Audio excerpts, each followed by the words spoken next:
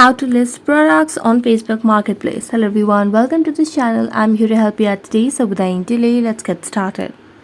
So first of all, launch the Facebook application on your device and make sure you are logged into your account. Now tap on the Marketplace option at the top of the screen.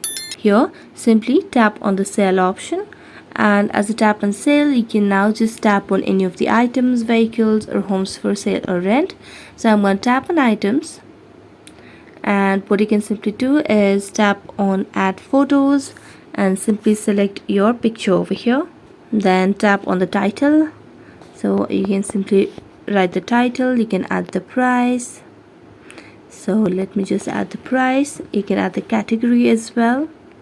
So let's tap on household, and you can add location and everything, and then simply tap on publish. So you can just enter the conditioned, then tap on publish over here. As you do that, you'll be able to list the products on Facebook Marketplace. So that's it. Thank you so much for watching this video. See you next time.